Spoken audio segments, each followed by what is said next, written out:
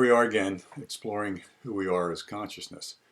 And the reason we're doing this is in order to learn how to better handle the stress in life, to be happier and healthier. But to do that today, let's take a look, instead of dwelling on the steps to get to our deeper nature, let's just talk about what I've discovered over the last 40 years in doing psychotherapy in various forms and helping people with their stress. And you see this poster behind me. It's got the Valentine heart, and if you notice, it's got, I don't know if you'll be able to see it on your screen or not, but anyway, there's an arrow coming out of the heart to the top that says anger and rage. There's another arrow coming out to the side that says fear and anxiety, and the other side says sadness and depression. And so when we look at the word emotions, let's take a look at the word emotion. Emotion has the letter E in it, okay? And you could think of the letter E as standing for energy that sets us in motion. Okay, so as we think about this, okay, so when we're angry, it means that something we value is in danger and it moves us to fight. When we're afraid, something of value to us is in danger, but it moves us to take flight. And when we're sad, it means that something we value and love has been lost and moves us to tears and acceptance of the loss. So when knowing this, what we want to do is always shift back to the core of us, the core of consciousness. One of the aspects of consciousness, of who we are as consciousness, is love. That's the emotional aspect. Peace is the mental aspect, and joy is the physical, energetic aspect of us. So when we're in stress, we want to try to shift back to that place of love and a love focus. Now, why do I say this? Because at the core of every emotion is the fact that we value, that we love something. So in the center of the chart is love. So that if we didn't love anything, if we didn't care about anything, we would never have stress. We wouldn't have anger, fear, sadness, depression. We have to like something, want something, value something, i.e. love something. So in the book, 8 Steps to Love, what I put together there was a way to return to a love focus, as opposed to a fear or anger focus. Now, let me see how we might portray this. Okay, during this pandemic, there's people who are getting very depressed and anxious. I've encountered a couple. This week I came across a woman who told me her son was suicidal. At least he expressed he had these suicidal thoughts. And what I said to her was what I learned from John Grinder of Bandler and Grinder, the authors of The Structure of Magic, which was a basic book in psychotherapy I had in graduate school. But they also went on to develop neuro-linguistic programming, and Tony Robbins developed that from neuro-linguistic programming into neuroconditioning and so forth. So what he said, which was very profound, he said, when a person is suicidal, they're simply saying, I'd rather die than go on living and feeling the way I feel. And I can remember a few years ago, a man who got very depressed at the loss of his wife, and he was doing some work for some nuns in the area, and they were very worried about him. They asked me to speak to him. And basically, he was very much a curmudgeon and hostile and just didn't want to talk to anybody. But when I went in and said, look, John, I understand you'd rather die than go on living and feeling the way you're feeling. And that means there's a lot of motivation to change. If you go to that extreme to want to kill yourself, that means we've got some energy here to harness, to move you back to what you would love to have happen. And so by shifting back to that, so the same thing I said for this woman, her son was suicidal.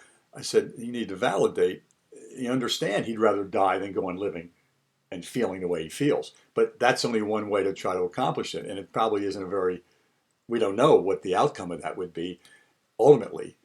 On a spiritual level or whatever, we do know that there's a lot of energy here and desire to change, to feel better, to get on with things. And so getting him to go in with what I call the shift your focus and energy technique. So that my feeling like killing myself is telling me I hate it that, and fill in the blank, I can't go out, I can't see my friends, I have no life, and that's because I would love it better if I had my life back, I could see my friends, etc., etc. So remember, we talked about this before, that stress is really the tension we feel because of the gap between what is and what we would love to have happen. Now, I put an emphasis on the word love because it's really fundamental. And if you feel in your body when you say, I would love this, you feel like an openness of your heart. You feel the energy flowing. And so the idea is to go in and really give full expression to what you don't want, instead of going, oh, I feel depressed, but I don't know what to do about it, and back and forth in this inner conflict on the horns of the dilemma. Instead, you go in and fully express what it is that that you really are hating or not liking or don't want. And like a springboard, you then spring into what you would love to have happen and see that. So that nature abhors a vacuum. So when you give full expression to the negative, the positive can flow in. You can say it. So I'll give you an athletic analogy. I was playing golf, and I didn't play golf that often, but I was playing golf, and I hadn't been 15 years, and I was a little reluctant to hold my partner up. So I was really ready to pick the ball up and walk with it if I had to. So I got to a water hole. That was on the green, and there was just this lake in front, or huge pond, and there was the green on the other side of the water. So the best bet was to make par would be to hit over the water hole rather than dog leg down and around. So I said, okay, I got to think on the water, think about the water hole, picture the water hole. So I bring the swing back and I'm ready. And I'm thinking, okay, get past the water hole. I'm thinking, on the green, on the green, on the green. And my thought goes, water hole at the last second. So I abort the swing. So then I realized, okay, I got to clear this out because I'm going to be in this inner conflict. So I said, okay, my feeling like anxious right now and afraid to hit it in the water hole is simply telling me I would hate to hit it in the water hole, and that's because I would love to hit it on the green. So I did that, and sure enough, I got it on the green. It's the same thing in my sport, basketball. A young man I was working with, I kind of coached him in this shifting his focus from fear to a love focus. And so he ends up at the end of a game faced with the time's out, the clock is out, okay? The score, his team is down by 1 point. He's got a 1-and-1 foul shot situation, free throw situation. So if he makes the first, he ties the game, he saves the season, and if he makes the next one, he's a hero. So he's on the line, and he remembered what I had taught him. So he's thinking, okay, my anxiety's telling me I would hate to miss this shot and have everybody hate me for losing the season, and that's because I would love to make the shot and save the season. Okay, so he's bouncing the ball, and he goes through, and he does those very thoughts. My anxiety would tell me, and then you can almost contract in kind of a tensing up way to give full expression to the negative. I would hate, you can feel the contraction. And then as you inhale, and that's because I would love, bingo, and make the shot. So in life, in the course of a day, my anger is telling me I hate how my boss is talking to me like this, and that's because I love it if you talk to me in a more validating, respectful way. Whatever it is. Now, the key in this is to link it up with, and that's because, which gets you back to, and that's because I value something, I love something, that's why I'm feeling anger or depressed. Okay? So this is just a little step you can use. Now, remember, again, stress is that tension we feel in the gap between what is and what we would love to have happen. And so, again, you're just going to give full expression to the negative of what you don't want.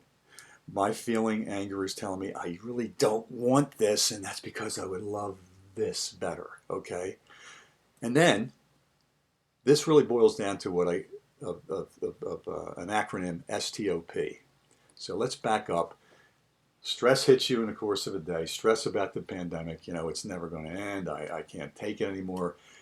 And picture a big red stop sign for the acronym STOP. Stop. Now take a breath and notice that the air is a little cooler than your body temperature as you inhale. You breathe the air over those sensitive nasal membranes. Cool.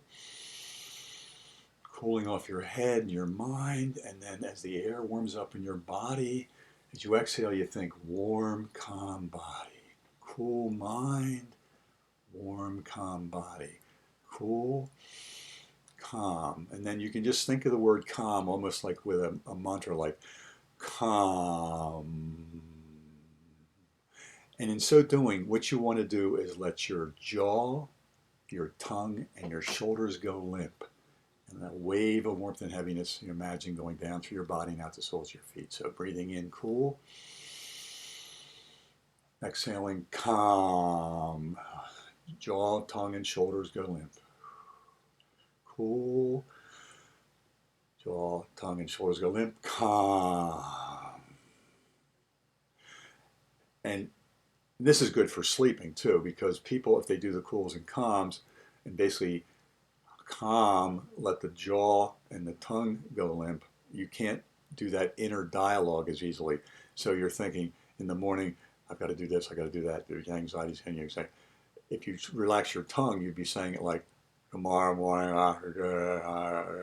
and it's hard to keep the crystal clear thinking because there is a little sub-vocalization that takes place.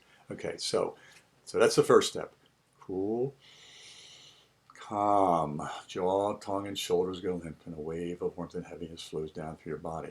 Now, a little aside before we go to the next step, the T, which is tell. Now, before we get to that, when I did my dissertation, I mentioned this last week, that we use skin temperature measure for tension, and we use EEG for skeletal muscle. So what I discovered was when people just simply were aware, did a scan of their body and noticed that they were tense, the skeletal muscles would begin to relax. And you ask why? And the answer is because we have a natural quieting response that Dr. Charles Strobel, when I did my internship, it was at the Institute of Living, he was doing the research there. He came up and discovered this quieting reflex, this homeostatic return to balance from the emergency reflex, the fight or flight. So when stress hits, we're into fight or flight. We're into tension and dealing with the stress, dealing with the threat. And that's where our emotions come in. And if the threat's something we think we can do, we may be angry. If we think it's something we can't do, we want to run away from it. If it's something just hopeless, we get depressed. Okay? So over the gap between what is and what we love. Okay? So we're going to harness that power of love in a moment. Okay? So that means the next step is T. Okay? Instead of asking, what is my anger telling me, just go in and do a sentence completion. Right now, my wish to yell at my boss, however you're experiencing, my wish to stomp my feet, my wish to scream, my wish to throw something at the glass and break it, my anger, whatever it's coming up in your awareness as, you say, my anger or my wish to yell is telling me that and then you kind of go in, I hate it that. This is how you might visualize it, tightening up around your chest, and then I hate it that the boss is not hearing me. And that's because I would love it if he would hear me. Now, again, these are inner steps. You're not saying this to anybody. This is what you're doing inside yourself. Okay, then, as you say that fully, or I'd hate to miss a shot, and I'd love to make this shot. And then you look at the gap. O, so S, stop, T, tell, O, observe. Observe the gap between what is and what you would love to have happen. Now, is there anything you can do to close the gap? Like go in and have a discussion with a boss or handle the situation, whatever it may be? Then do it. Okay? If there's nothing more you can do at that moment to close the gap, your next step is P, which is pray and turn it over. So what you have here is a mental I mean, first of all, a physical step with the breathing, a mental step with number two, with the T, with the telling, an emotional step with the observing, where you're observing the gap and your emotions are there. And sometimes the gap is a familiar gap. It's something, it's an issue that's come up again and again.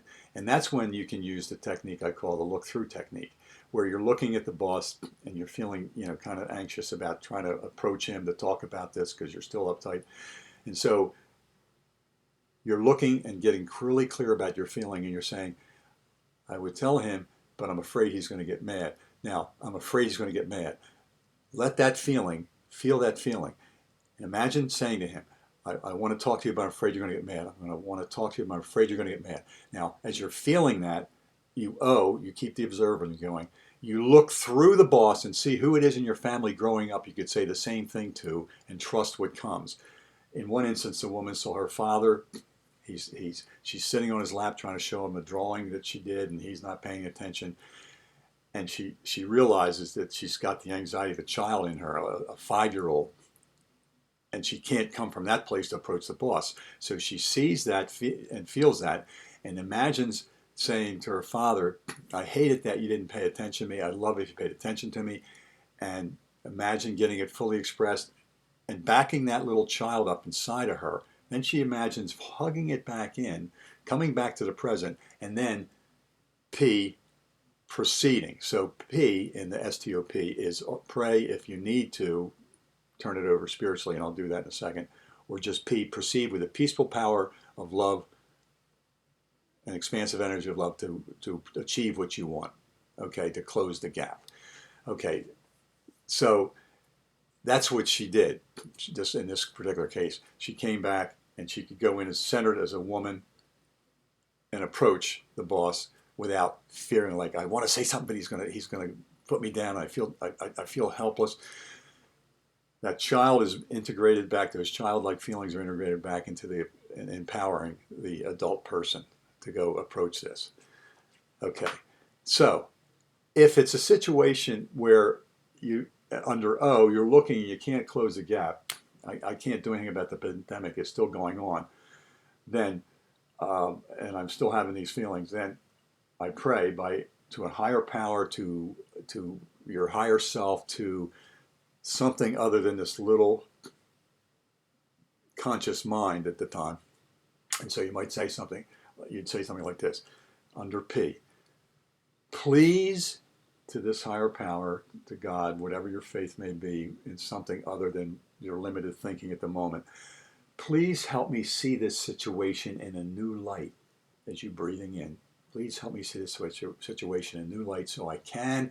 Now pause, exhale, and say, so I can see this situation in a new light, find peace and resolution. Breathing in, please help me see this situation in a new light so I can let go of this pain, find peace and resolution. Again, please help me see this situation in a new light so I can, now pause, exhale, find peace, let go of my pain and find peace and resolution.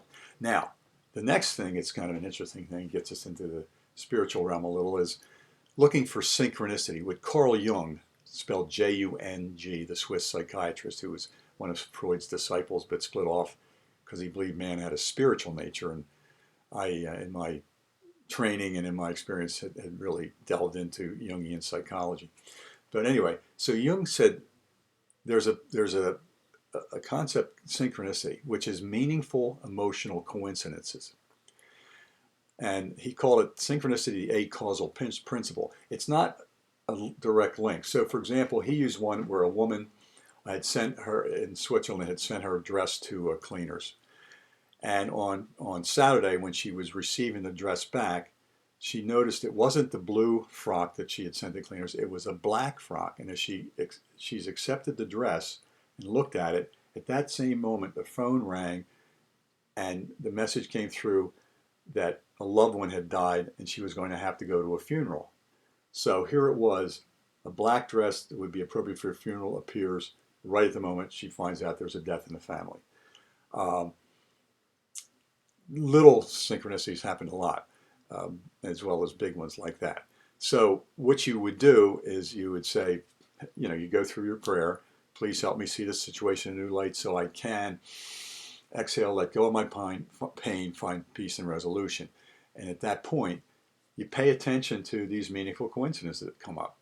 So often, I've talked to people who, for example, a man was telling me his father, when his father died, a song came on that was, "Come on, people now, smile on your brother, everybody get together, gonna love one another right now." And his father was a famous, in our area, famous, beloved politician. And he was very much about getting people together, everybody get together and work it out. So he says, "Steve, I haven't heard that song for a year." And I was getting out of the shower and I was walking through my room, and suddenly the radio's playing. I suddenly hear, "Come on, people now, smile on your brother." So he hears the song. So there's a synchronicity. And then as it happened, I had watched Larry King the night before when he was on, and he was interviewing a group of spiritual teachers, one of whom was the medium James von Prague. And James von Prague is the medium upon whom his experiences were what led to the TV show The Ghost Whisperer. So I said to my friend, I said, last night James von Prague was saying when people pass on, these deceased loved ones will communicate through electronics, and a song will come on or something like that, validating what had happened. So here's the song that was associated with his father. His father's long gone for a year. So we finished the conversation, and a couple hours later I get a call from him. He said, "Steve, I was in the basement cleaning up some things. My phone rang. I went to answer it. It was my father's phone number, and it was just dead air on the other end." So this is another topic we'll get into at another point. But just to leave you with this today, remember, STOP, stop. Big red stop sign. Take a breath. Breathing in cool. Breathing out calm, letting the jaw, tongue, and shoulders go limp, and feel a wave of warmth and heaviness flowing down through your body and out the soles of your feet. And then T, my anger, my sadness, my anxiety is telling me, or my feeling like running away is telling me, I would hate it that, or I hate it that, and I would love it better if. Okay? Then O, observe the gap and see if there's anything you can do about it. If so, then proceed to do so, and under P. Or if it's something you can't handle, you're still stuck with it, then P, pray, breathing in, please help me see the situation in new light so I can let go of my pain, find peace and resolution, and then watch for synchronicities. So with that, have a great day, and I'll talk to you next time.